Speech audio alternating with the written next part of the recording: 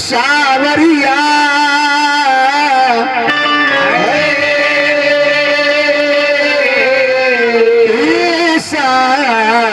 सावरिया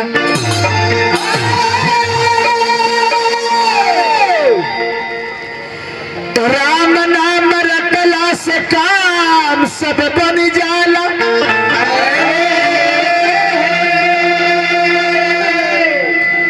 मिलत इतिहास देखो साचे प्रमाण बा।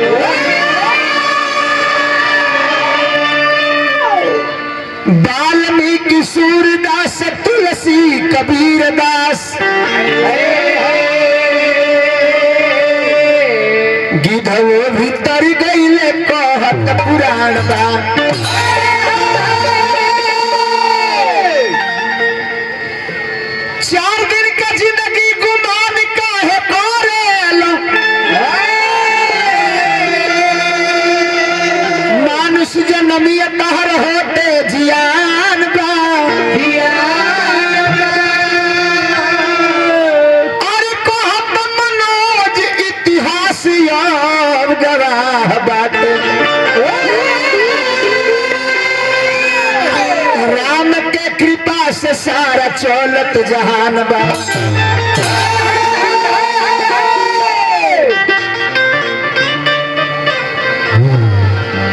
राम के कृपा से सारा चलत जहान बा। भाव लगता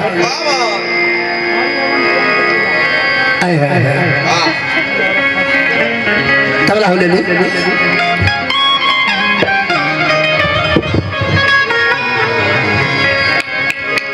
जामुख राम नाम नहीं आया।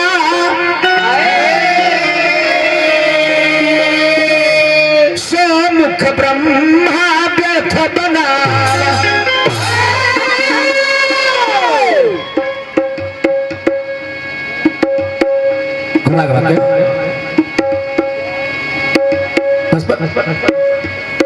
हाँ ठीक ठीक।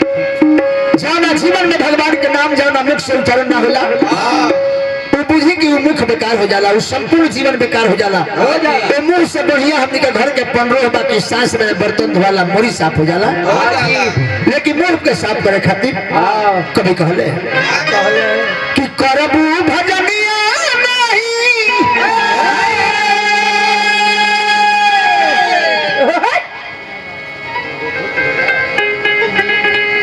भजन ना होई तो बेलमुआ के दरबार में गुजारा ना हो।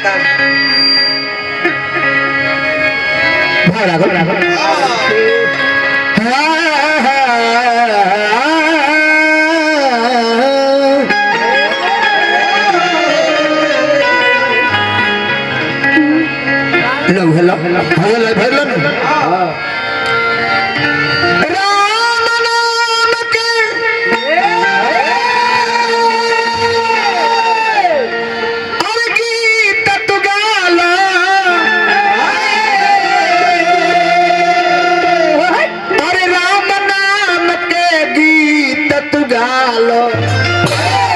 अरे गालो गालो राम नाम के गीत। गालो राम नाम के गीत। गीत गावला से का होला? हित परीत सभे तरी जाई। हित परीत सभे तरी जाई। कुल खानदान सहित बबुआ कुल खानदान सहित तू गालो राम नाम के गीत। गालो राम नाम के गीत।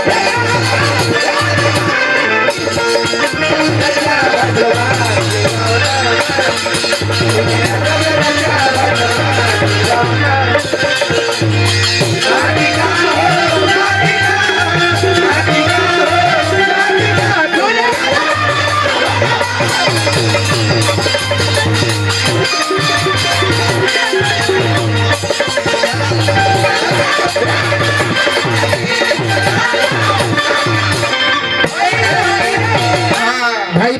जी पुरस्कार देनी हार्दिक अभिनंदन करब। हित परित सभे तरी जाई कुल खानदान सहित तनी बात हमार सुने सब है। परिवार में एगो केहू संत हो जाला तो पूरा परिवार के जीवन संवार देला। सही बात है। वही परिवार में एगो केहू लंठ हो जाई तो पूरा परिवार के जीवन बिगाड़ देला। परिवार में एगो केहू बिगड़ जाई तो का होई? जाके कहीं दूगो मर्डर कर दी, भाग के लुका जाई, ना भेटाई तो घर के कुल की जब्ती हुई, माई बाप भाई बेटी बहन सब केहू जेल में जाई। तो गलती कैलस एगो आ सजाए भोगल पूरा परिवार के लोग। के बारे में धरा जाए जननी जी राम के गीत कैसन हो? अरे प्रीत न लागी एकर ऐसन प्रीत बबुआ एकर ऐसन प्रीत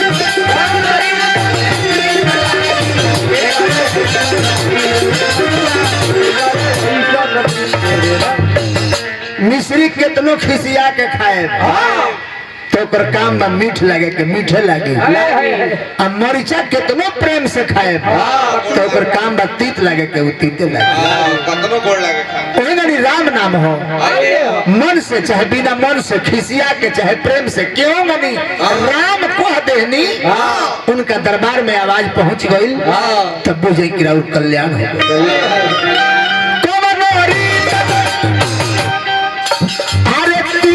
न लागी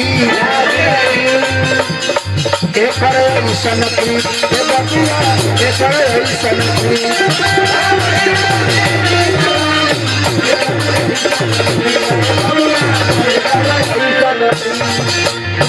ए अमृत के जे चीखल ए अमृत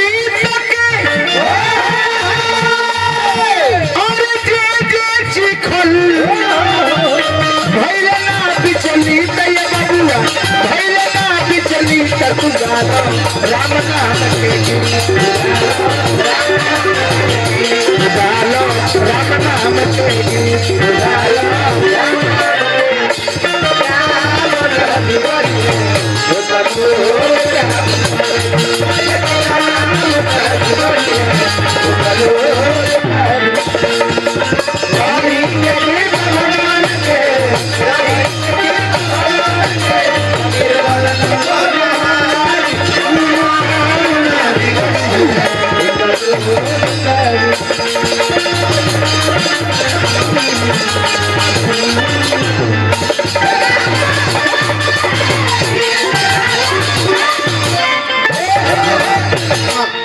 अंतिम मंत्र भाषा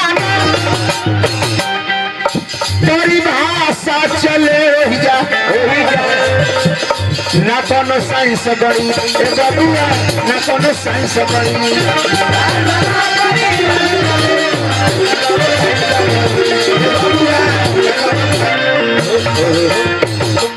हम चाहे रौरा कितनो विद्वान हो जाइए तो 10 गो 20 गो भाषा बुझल जाए।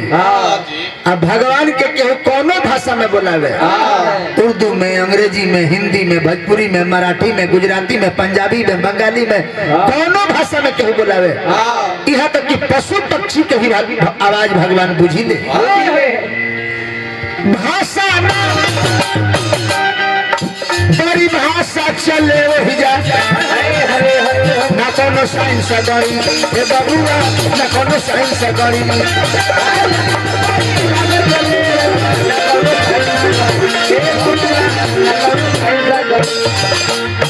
कवि महेश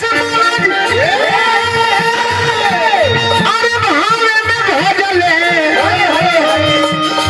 अरे ना संस्कृत ये बबुआ अरे ना संस्कृत तू गालो राम नाम के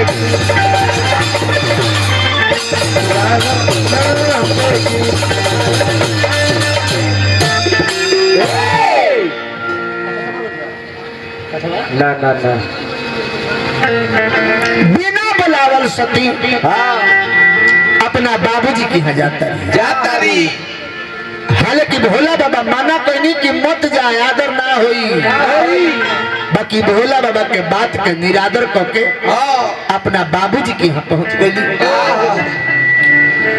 पिताजी के यहाँ गैला के बाद सखी सहेली मित्र साथी नैहर के सारा लोग सती के अपमान कर दिहल।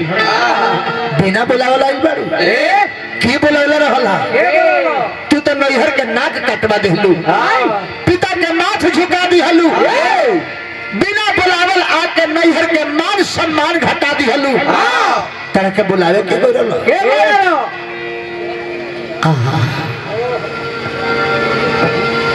माई पर आस रहे कि माई जो हत होई,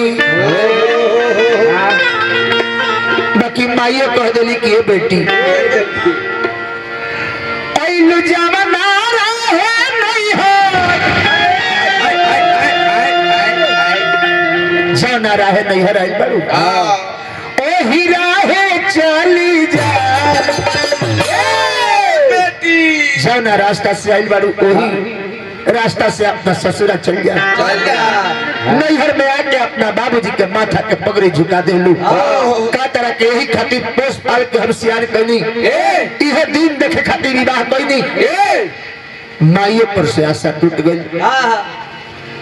जगशाला में अली देखली कि सब केहू के भाग्य मिलल बा। सब देवता ब्रह्मा विष्णु इंद्र कुबेर जम सबकर भाग्य बा, शंकर जी के कहीं भाग्य नहीं थे। मन में सोचली कि जाओ ना जग में शिव जी के अपमान होला, उस जग के सर्वनाश हो जाला। हवन कुंड के लगे गई, हवन कुंड के लगे बैठ के सोचे लगली कि ससुरा में पति के बात ना मननी तो नैहर में अपमान भइल, अब कहाँ जाए। लेके माथे पर विपत्तिया कहाँ जाई हो, लेके माथे पर विपत्तिया कहाँ जाई हो। सती सोच तारी बतिया कहाँ जाई हो। ससुरा में मननी न पति के कहाना, नैहरा में भाई हमारी अपमानावा। कौन होई दूर गतिया कहाँ जाई हो। अग्नि से कहली कि अग्नि देवता हमरा के अपने में मिला लो। अग्नि देवता हाथ कहले कि झाड़ दिले, कहले कि ना मारी, तारा के जलावे के शक्ति हमरा लगे नहीं। काहे कि जब आफत पड़ला तो आपनो लोग साथ छोड़ दे। एगो गीत रहे, हित परित हिताई मिताई जात छोड़ देला। हित परित हिताई मिताई जात छोड़ देला। जब समय होला कमजोर तो हर कोई साथ छोड़ देला। जब समय होला कमजोर तो हर कोई साथ छोड़ देला। अपना परछाई तक भी साथ छोड़ देता। अपना शक्ति से अपना जोग से अग्नि के प्रकट कर दिली देह में से, वही आग में जले लगली। कहली कि हे भोलेनाथ, अभी दुनिया छोड़ के हम जाता नहीं, ताकि हे भोलेनाथ एक ही आग्रह करतनी, प्रार्थना करतनी कि दोसर जन्म हमार जब जहाँ कहीं होके हमरा के रौरा अपना ले हम, अपन पत्नी बना ले हम। तो अग्नि में जरा तारी साथी तो भोला से बिरतिया कोई।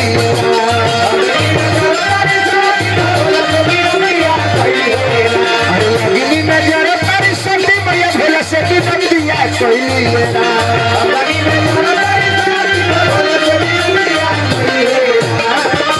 जब जब होई जनम भोला तू सजना मिली है।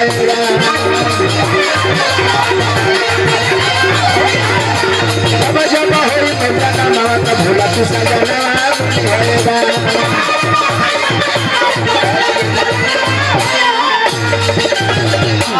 लिख रहे रानी गोस्वामी जी सती मरत हरिशन वर मांगा जन्म जन्म शिव पद अनुराग भोलेनाथ के अर्धांगिनी सती मैया प्रार्थना को के विनय को के आई दुनिया छोड़ दिली जंगनी आज स्वर्गीय माता राजपति माता इतना लोग के छोड़ के इतना लमहर फुलवारी के त्याग के अब भगवान के दरबार में आज विराजत है तो तनिए माता जी के नाम पर एगो गीत हो जाओ। आज तो माता के सुपुत्र हमारा प्रेम बाबू इतना रुपया खर्चा करके जब करौले बने अपना लोग के भोजन होता कोनो माई कह के ना गोरली है ना ना ना ना जो हमरा मरला के बाद दो गो प्रयास के बोलई है ढोलक बजोई है बेंजी बजोई है माई कह के थोड़ा गोरली है लेकिन का है एकरे नाम श्रद्धा भइले ह अजना श्राद्ध में श्रद्धा ना होखे तो श्राद्ध के श्राद्ध ना कहे जा ताज हमरा प्रेम भैया के बहन लोग सारा लोग पूरा परिवार शोक में बाओ माई खातिर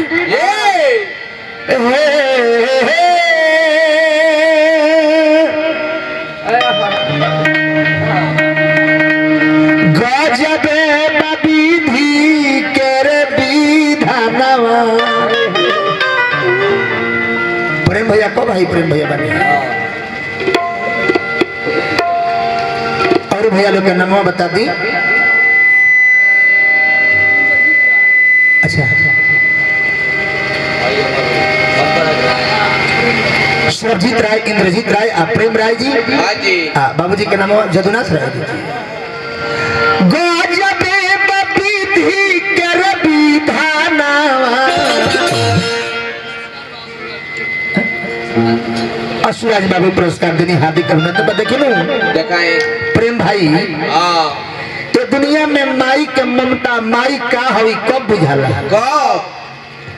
माई ना रहेली तब बुझाला कि माई का रही है आज रोगा जब वो घर में जात हो खजाना में माई सुतत रही है तब वो मनो में होते कि माई के से बुझाता कि बोल दी से अब बोल दी माई और शंकर होगा मन में बुझात हो बाकी अब माई कहाँ से बोली जाने वाले कभी नहीं आते जाने वाले की याद आती है सिर्फ अब माई के याद आई माई नाम हरे वाला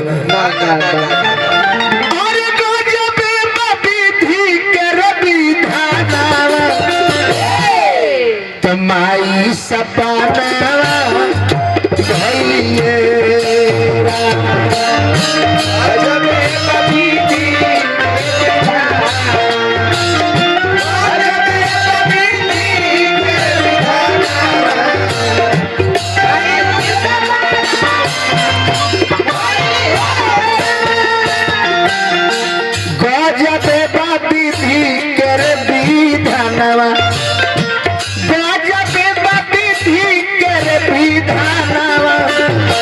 माई सपना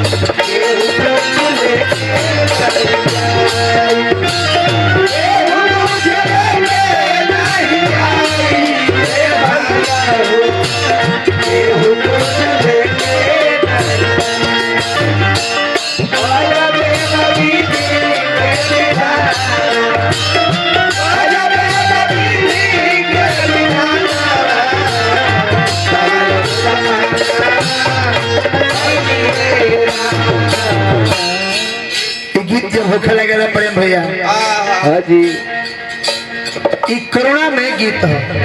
सही बात है। ये गीत जब होखे लगेला तब परिवार के जवार के जे भी मौजूद रहेला सबका आंख में आंसू आ जाला। धीरे धीरे सब कहीं मंच पर जमा हो जाला अपन परिचय अपन पहचान देवे खातिर कि हम बड़ बेटा हैं, हम माझिल हैं, हम छोट हैं, हम बेटी हैं, हम पतोह हैं। अपन परिचय लोग देला मंच पर आके परिचय देके अपन श्रद्धा अपन स्नेह लुटावेला वो माता जी के नाम पर। हाँ जी यही में चिन्हा जाला कि केकरा कितना श्रद्धा वो नाम से वो माता जी से वो दिवंगत आत्मा से बा। सही बात। यह गीत में हमने के देखे के मिलेला कहे कि आज के बाद वो नाम पर रौरा केहू के कुछ दे ना जाए, अब बिहान से केहू कुछ मांगहू ना जाए रौरा। ना ना ना हमने बताया तो हम यह कहब कि अपन श्रद्धा से नहीं बालो के ना है यूट्यूबर वाला भैया लोग ले बाटे लो तो जी आई ओकर फोटो ले लेबे तो हुई। आप बिहार से ही प्रोग्राम खाली भारत में ही ना बिहार में ना भारत में ना ना ना पूरा विश्व में जहाँ राउर मित्र साथी हुई लोग तो लोग देखी कि प्रेम भाई अपना माता जी के अंतिम श्रद्धांजलि में कितना लम्हर जप करौले। हाँ हाँ हाँ रोवेले प्रेम भाई नया नया सुधारी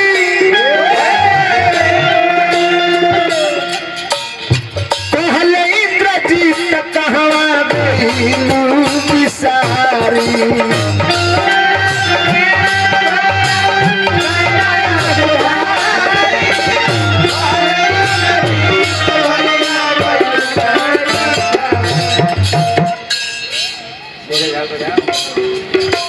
गोलू बाबू और खुशबू बबली की तरफ से पुरस्कार आइल माता जी।